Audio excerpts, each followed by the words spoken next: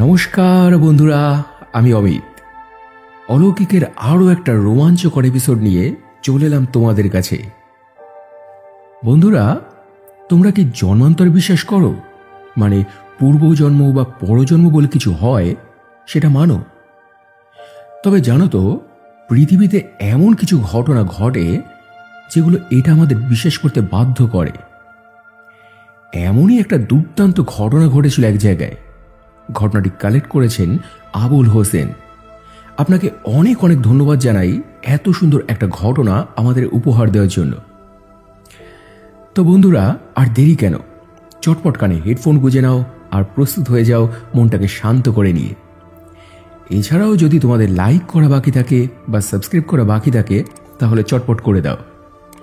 তাহলেই তো শনি মঙ্গলবার করে আসা এসব সত্যি অলৌকিক ও ভৌতিক ঘটনাগুলি তোমরা শুনতে পাবে। এবারে শুরু হচ্ছে আজকের নিবেদন।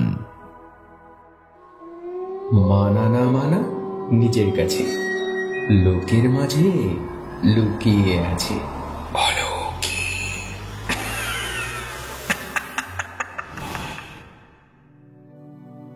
হ্যালো, আমি আবুল হোসেন, মুম্বাই বান্দ্রা থেকে লিখছি। আমার বাড়ি মুর্শিদাবাদ হলেও কাজের সূত্রে আমি এখন এখানেই থাকি। প্রতিদিনই এখানে নতুন নতুন কত মানুষের সঙ্গে পরিচয় হয়। তাদের জীবনের কত ঘটনা তারা আমার সঙ্গে শেয়ারও করে। সব যে ভৌতিক বা অলৌকিক তা নয়, বেশিরভাগই নর্মাল ঘটনা। তবে সেদিন একজন এসেছিল আমাদের হোটেলে। ওনার নাম রাজু।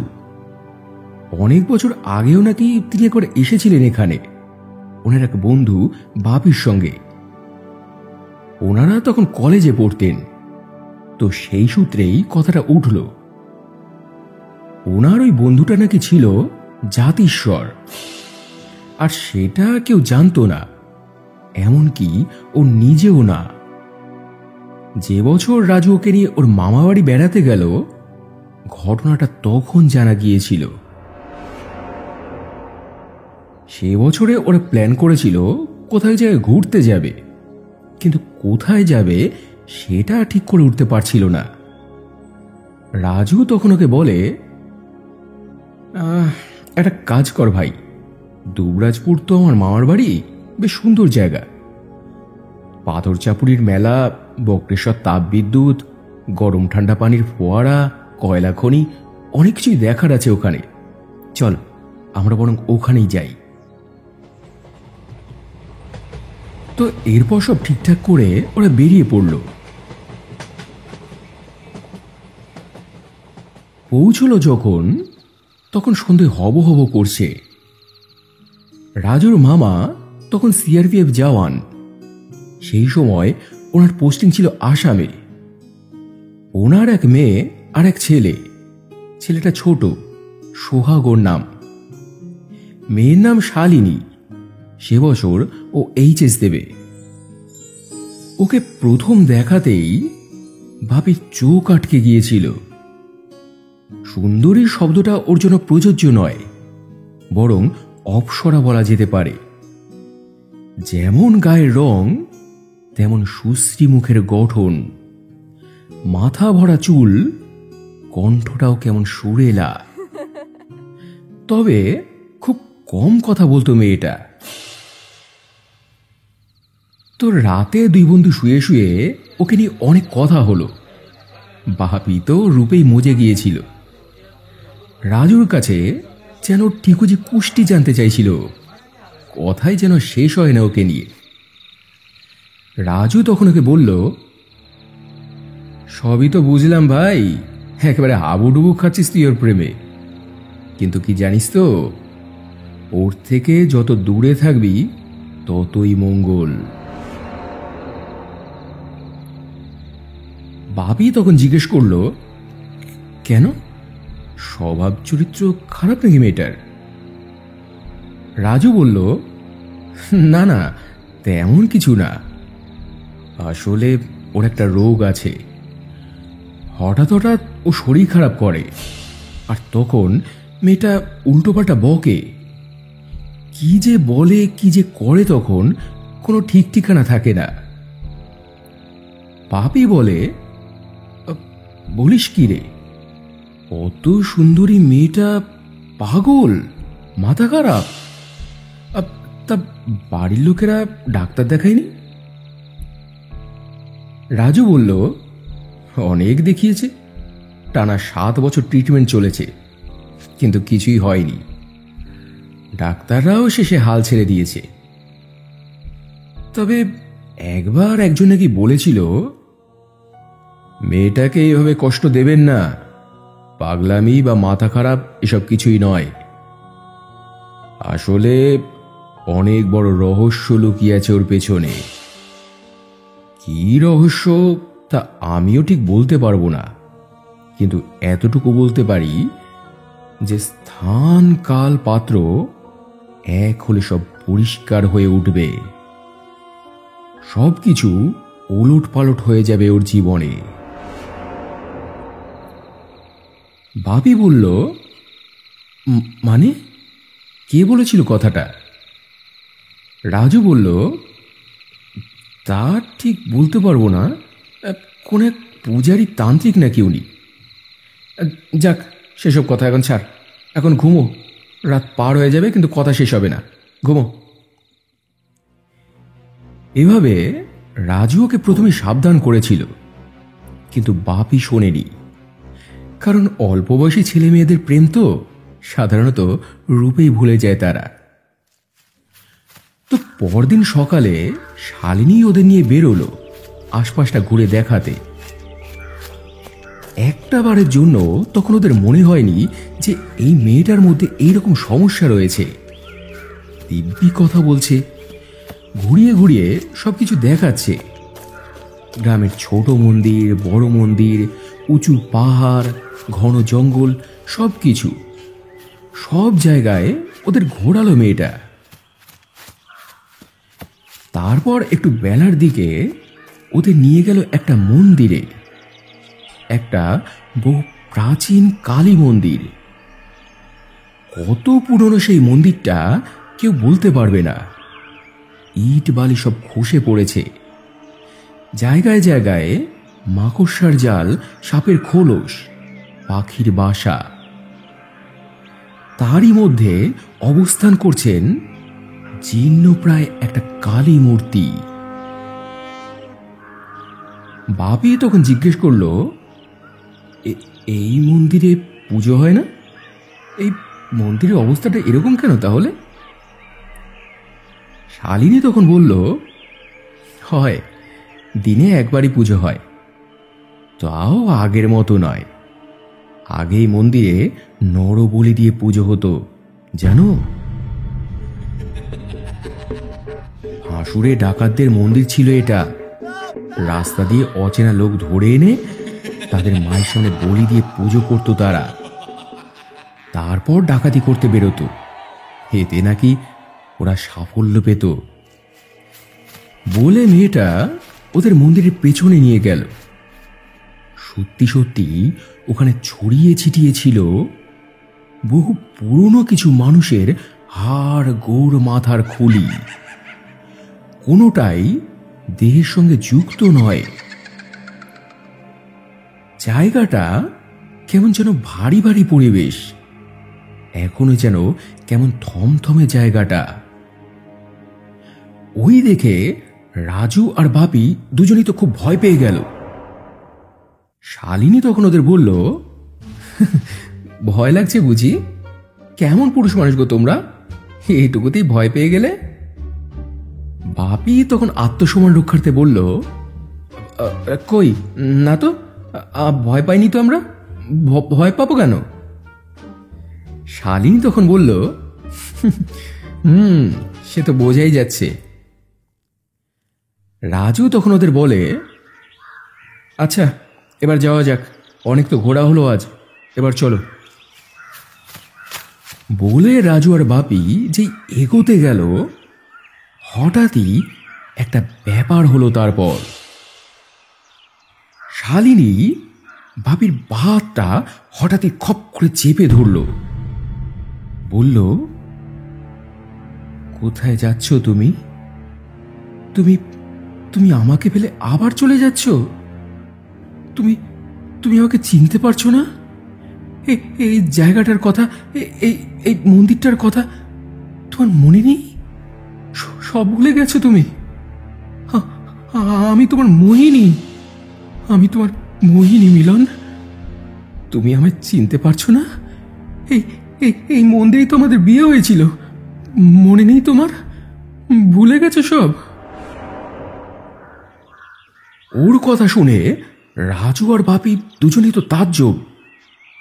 এসব কি বলছে শালিনী? আসলে এটাই তো হওয়ার কথা ছিল। স্থান কাল পাত্র তিনটে এক হলে এক রহস্য উদ্ঘাটিত হবে ওদের জীবনে। রাজু তখন বাপিকে কানে কানে বলল, তোকে তো আগেই বলেছিলাম ভাই, ওর একটু মাথার দোষ আছে, আবার বিগাড় উঠেছে মেয়েটার। চল এখান থেকে, না হলে কি জানি কি করে বসবে। চল চল। তারপর ব্যাপারটাকে হালকা করতে রাজু বলল, শালিনী, ও তোমায় ছেড়ে কোথাও যাচ্ছে না তো, তোমাদের বাড়িতে তো থাকছে। চলো, ওখানে গিয়েই কথাবার্তা হবে। চলো এখান থেকে এখন। বলে ওদের নিয়ে চলে আসে ওখান থেকে রাজু। তখনও শালিনী ওই রকমই করে যাচ্ছিল। বাপিকে কিছুতেই ও ছাড়ছিল না, সব সময় ওর হাত ধরেছিল। তারপর শালিনীকে ওর মা এসে কি যেন একটা ওষুধ দিলেন। তারপর কয়েক মিনিটের মধ্যেই শালিনী ঘুমে ঢলে পড়ল। তারপর বাপি ওকে নিয়ে গিয়ে ওর খাটে শুইয়ে দিল। এরপর শালিনীর মা ওকে বলল, তুমি কিছু মনে করো না বাবা, এই এই একটা রোগ আমার মেয়েটার, ছোট থেকেই এরকম হয়ে আসছে জানো। মাঝে মাঝেও এমন এমন সব কথা বলে যার কোনো মানে খুঁজে পাই না আমরা। রাজু তখন বলল, মামা মামি অনেক জায়গায় ঘুরেছে মেয়েকে নিয়ে, কোনো ডাক্তার বাদ দেয়নি, কিন্তু কেউই কিছু করতে পারেনি ওকে। সব শুনে বাপি বলল, সবকিছু সমাধান সায়েন্স করতে পারে না জানেন, তখন অন্য রাস্তা নিতে হয়।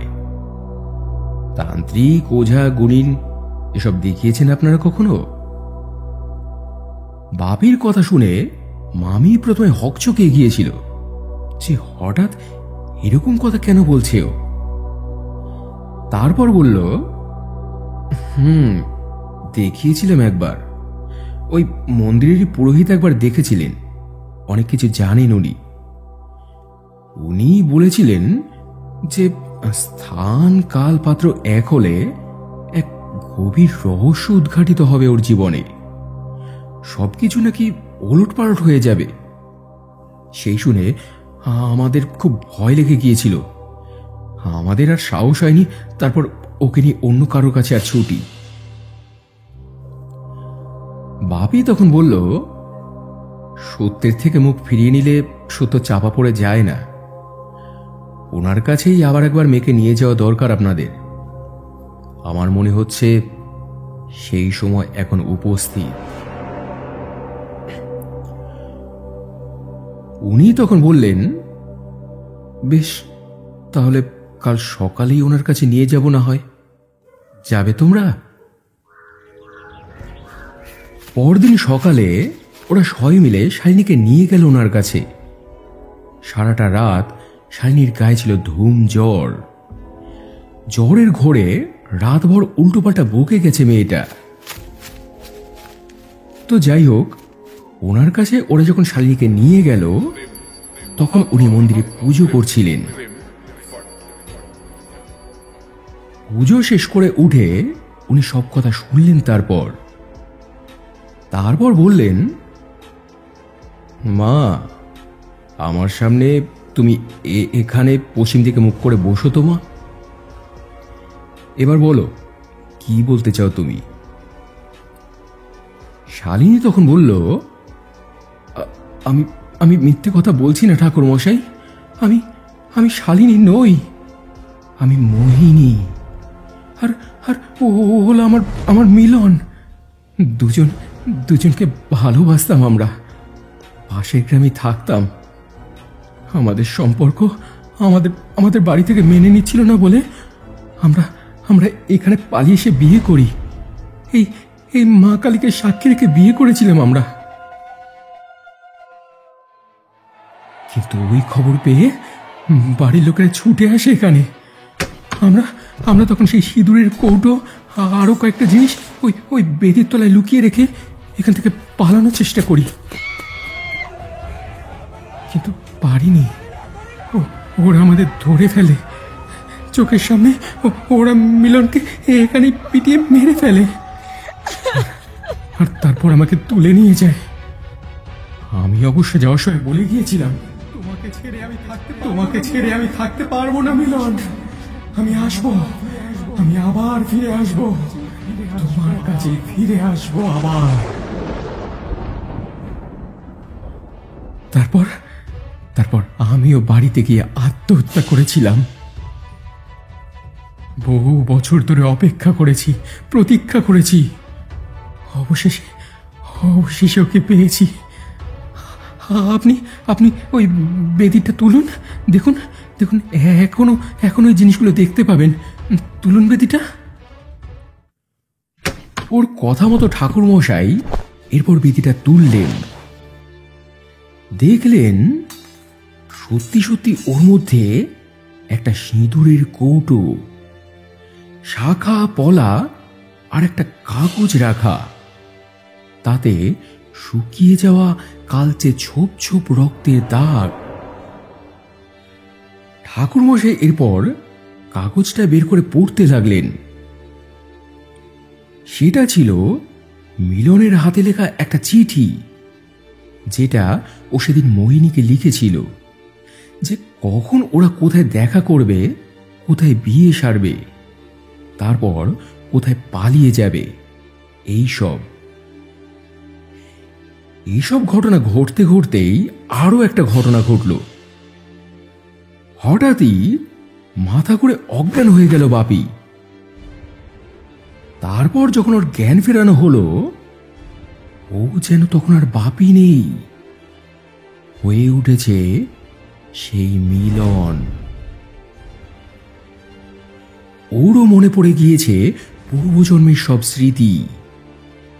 বলছে, হ্যাঁ হ্যাঁ, আমি মিলন। এক বর্ণ মিথ্যে নয় সব কথা। সেই জন্মে আমাদের মিলন হয়নি বলে এই জন্মে আমরা আবারও ফিরে এসেছি। আমাদের মিলন না হওয়া অবধি এমনি করে বারবার ফিরে আসবো, আমরা বারবার ফিরে আসবো। তারপর ওরা যেসব ঠিকানা বলল, যেসব কাহিনী বলল, সব খবর নিয়ে দেখা গেল সত্যি সত্যি একসময় ওই জায়গায় এরকম ঘটনা ঘটেছিল। সেই বাড়িঘর এখনো আছে, তবে পরিবারের মানুষগুলো আর নেই। পুরোহিত মশাই তখন বলেছিলেন যে ওদের বিয়ে করিয়ে দিতে, না হলে এই সমস্যার সমাধান কোনো দিনও হবে না। যে উদ্দেশ্যে ওরা এসেছে সেই উদ্দেশ্য পূরণ না হলে ওরা কেউ বাঁচবেও না। তো এরপর বাপির বাড়ির লোকেরা ও শালিনীর বাড়ির লোকেরা মিলে যৌথ উদ্যোগে ওই মন্দিরে ওদের বিয়ে দেয়। আর ওরা যে পরিচয় নিয়ে এখন বাঁচে তা বাপি শালিনী কিন্তু নয়, মিলন মোহিনী। তো এই ছিল বন্ধুরা আজকের ঘটনা, পুনর্জন্মের ঘটনা, পুনর্মিলনের ঘটনা বা জন্মান্তরের ঘটনা। আমার তো ব্যাপক লেগেছে, তোমাদের কেমন লেগেছে সেটা না হয় কমেন্টে জানিও। যদি ভালো লেগে থাকে তাহলে পরিচিতদের সঙ্গে শেয়ার করে নিও। আর হ্যাঁ, এমন ঘটনা যদি তোমরাও পাঠাতে চাও তাহলে এই নাম্বারে হোয়াটসঅ্যাপ করে দাও।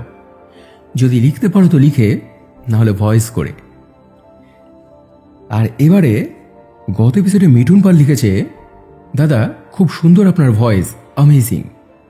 রোহিণী মালিক লিখেছে, রাতে শুয়ে শুয়ে তোমার ঘটনা শুনি, আমি আর আমার মা, খুব ভালো লাগে। আবুল হোসেন লিখেছে, দাদা কি অলৌকিক তোমার ঘটনাগুলো, শুনলে গায়ে কাঁটা দেয়, কি যে ভয় লাগে কি করে জানাবো। অঙ্কন মণ্ডল লিখেছে, দাদা আজকের ঘটনাগুলো অসাধারণ, আর তোমার গলায় জাস্ট মাইন্ড ব্লোয়িং। একলা পথের প্রতীক লিখেছে, এ ফর অলৌকিক, A for Amit da, A for all-rounder. Manisha Biswas লিখেছে, তুমি ভয়েস চেঞ্জ করে এত সুন্দর করে বলো, কেউ বলতে পারবে না। কবিতা চক্রবর্তী লিখেছে, আজ থেকে অলৌকিকের নতুন শ্রোতা আমি, এক কথায় এক্সিলেন্ট। এছাড়াও কমেন্ট করেছ, আমি অলৌকিক পাগল দীনবন্ধু, সুমিতা দি, সুপ্রিয়া দাস, শোভা মুখার্জি, টিটি, অরুদের, শতরূপা পাত্র, গীতা গোস্বামী, প্রদীপ সেন, অমিতা ঠাকুর, মৌসুমী মুখার্জি, টিএন তিরুম, শুভসাচী চক্রবর্তী, স্বপ্না বাজাল, মায়াদি, মল্লিকা দাস, বিনয় মাইতি, অর্পণ সাহাসহ অসংখ্য অসংখ্য প্রিয় বন্ধুরা, তোমাদের প্রত্যেককেই অসংখ্য অসংখ্য ধন্যবাদ আর বুক ভরা ভালোবাসা জানিয়ে আজকের এপিসোড এখানে শেষ করছি বন্ধুরা। আবার দেখা হবে মঙ্গলবার রাত 10টায় সরস্বতী পুজোর স্পেশাল একটা ঘটনা নিয়ে, যে ঘটনাটা আমি তোমাদের জন্য 8 মাস ধরে জমিয়ে রেখেছি, সেই দিন শোনাবো বলে। তো সবাই খুব ভালো থেকো এবং ভালোবাসা নিও। ধন্যবাদ।